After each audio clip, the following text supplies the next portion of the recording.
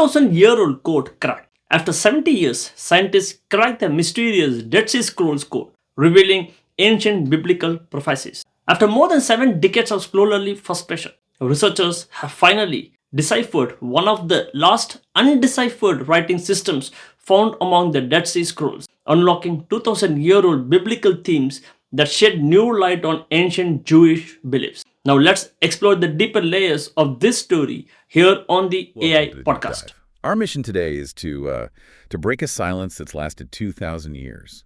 We're looking at what might be the most stubborn puzzle in all the Dead Sea Scrolls. Yeah, a really small handful of fragments. For 70 years, they resisted, well, everything. And everyone was convinced they knew why. They thought it was a lost language, something completely unknown. Yeah. But that whole idea turned out to be wrong. And that's the real kicker here. We're diving into the Cryptic B manuscripts, specifically 4Q362 and 4Q363. For decades, these were seen as this final puzzle that nobody could solve. Right.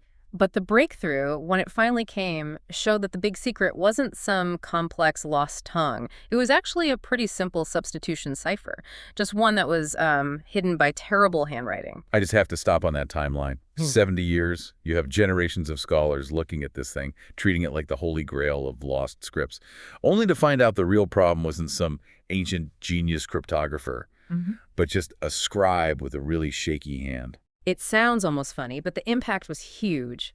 This breakthrough basically closes the book on one of the last big mysteries of the Qumran texts, and it gives us this new, direct window into what that community believed, what they were hoping for. Okay, so let's set the stage a little, just as a quick refresher for everyone listening. Yeah. The Dead Sea Scrolls discovered between, 1947 and 1956 near the West Bank. And they've got some of the oldest copies of the Hebrew Bible, mostly written in Hebrew and Aramaic. Yes, but not all of them were written in plain text. The Qumran community definitely used secret writing. This wasn't the first cipher scholars had found. There was another one, Cryptic A, which they actually cracked pretty quickly back in 1955. So if they solved Cryptic A that early, why did Cryptic B take another, 70 years? Was the code itself just fundamentally different?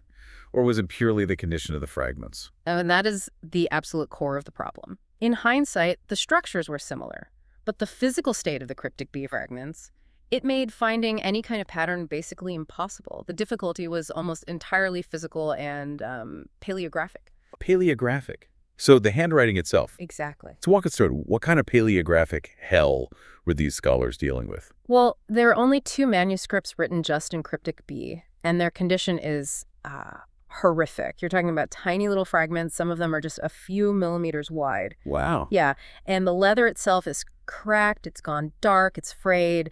You can see the old stitching holes and wrinkles. Just putting the pieces back together is a nightmare, even with modern tech. And then even if you managed to piece a word together from those little scraps, the writing itself was all over the place. That's the crucial point. Inconsistency, the spacing between letters, the shapes, the proportions, it all varied. You can even see places where the scribe, corrected a letter, traced over it twice.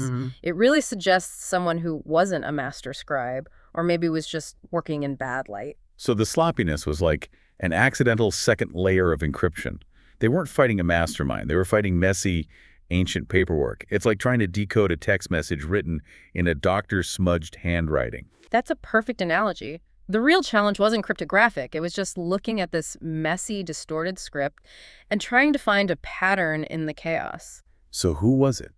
Who finally saw past all the cracks and the bad penmanship to solve this thing? That would be Emmanuel Olivero, a researcher at the University of Groningen. And his breakthrough wasn't about finding some new Rosetta Stone. It was really about shifting his perspective, about looking for consistency despite all that visual noise. So what was the aha moment? How do you just ignore all that distortion? Well, Olivero basically hypothesized that if you ignored the sloppiness, the intended shapes of the symbols were actually consistent. He proved that Cryptic B was a substitution cipher. Every unique symbol stood for one standard Hebrew letter, just like Cryptic A. Once he started looking at it that way, he could build the whole cipher table. The confusion just melted away. And that distinction is so important, right? A substitution cipher versus a lost language. A lost language can say anything, but a cipher means the language underneath is still Hebrew. So the content has to fit into what we already know about ancient Judaism. Precisely. It immediately grounds the text. The challenge was lexical. Which symbol is which letter, not linguistic. The language was never the mystery. By looking past the physical flaws, they could finally get to the religious message underneath. Okay, so let's get to that. Let's move from the how to the what. Mm. What does this manuscript, 4Q362, actually tell us about their worldview? Its contents are deeply religious. It's soaked in what we call eschatological hope, which for anyone unfamiliar just means a focus on the end of days, a belief in divine judgment, the restoration of Israel, and, the coming of a Messiah. These were all central ideas for this community. And the decoded words confirm that immediately. You find things like Israel, Judah, Jacob, and Elohim God. This is all standard stuff. Exactly, but it gets more specific. You can trace these clear echoes of the Bible in the fragments. For instance, fragment 21 mentions Elohim and your glory, which is language you'd find in the Psalms or the prophetic books. What about that phrase in fragment 18, the tents of Jacob? That sounds very specific. It is. It's a very evocative phrase, and it links directly to prophetic texts they clearly valued. You see it in Jeremiah 30, which is all about Israel being restored after suffering. And it also echoes a warning in Malachi 2, which stresses loyalty to the Hebrew covenant community. So they're not quoting scripture word for word, but they're using its language to reinterpret prophecy for their own time. Absolutely. That consistency is what makes it so valuable. The text also has these fascinating dating conventions, things like the second year or the fifth month. And what's the thinking there? Why include specific dates?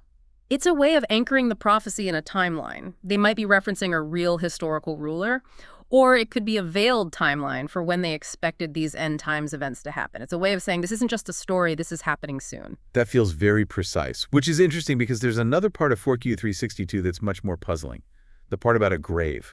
Yes, this is one of the strangest parts. It shows up in a couple of fragments, and Olivero noted this key ambiguity. A word that could mean signposts could just as easily mean tombstone, which hints at some kind of funerary meaning, something about death or burial that doesn't really fit with other biblical texts. It's an odd detail. And if 4Q362 was a tough nut to crack, it sounds like the other manuscript, 4Q363, is even harder. Oh, it's much more frustrating. It's in even worse shape. For example, there's a phrase that repeats, but because of the damage, we can't tell if it says her daughters or her villages. Daughters versus villages. Why does that specific distinction matter so much? Well, her villages would point to a geographical context, right? A discussion about territory in Israel. But her daughters shifts it to people, to lineage. It could even be allegorical. It completely changes how you'd interpret the text. And then the name Benaiah appears, but it's such a common name, we can't tie it to anyone specific. Which brings us to the big question, the one you have to ask. If the content wasn't some shocking secret, if it was just familiar prophetic themes, why encode it at all? Why create a cipher for a message that wasn't that secret? That's the central paradox here. If the goal was really to hide it from outsiders, you'd think they'd use a much stronger cipher. I mean, Cryptic A was broken pretty fast. The simplicity of Cryptic B really works against the idea that it was purely for secrecy. Wait, hold on. If the text was meant to be sacred for a select few, wouldn't a stronger cipher make more sense? The simplicity seems to undermine that, doesn't it? You'd think so, but that's where Olivero's theory is so interesting. He argues that the script probably had more of a symbolic or ritual function. Think of it less like a lock on a door and more like a ceremonial marker. The simple act of using a special script, any special script, might have been enough to mark the text as sacred. So it wasn't about hiding the meaning. It was about controlling access to people who were trained in the ritual of reading it. It elevates the status of the text and the reader. Precisely. It's a way to distinguish insider knowledge, like wearing a special robe or using a ceremonial language. It says the text is powerful, but only the initiated can perform the act of decoding and reading it. That's a huge shift in how you think about it. It suggests knowledge in this community wasn't just about what you knew, but whether you had the status to even read it. And that says a lot about their social structure, doesn't it? It might have been less about keeping secrets from Rome and more about reinforcing the lines between the priestly elites and everyone else. So to wrap this all up, the great mystery of Cryptic B wasn't its brilliant complexity. It was scribal sloppiness that made a simple code look impossible for 70 years. And by solving it, we get this clearer picture of the Qumran community's hopes for the end of the world. Yes, and methodologically, it's a huge lesson. It shows how the physical state of a text can mislead researchers for generations. But by pushing past those surface-level problems, we get so much closer to understanding the religious world of ancient Judaism. Which leaves us with a final thought for you to chew on. If the goal of encoding was ritual and symbolic, not secrecy, Does that change how we should view the role of scribes and knowledge in all ancient religious communities? Maybe the ultimate skill wasn't always writing clearly, but knowing how to mark a text so that only the worthy could ever read it. Something to think about. Thanks for joining us for this deep dive. Okay, one question for you. What made the Cryptic B manuscripts so difficult to decode for over 70 years? Don't forget to comment it. Thanks.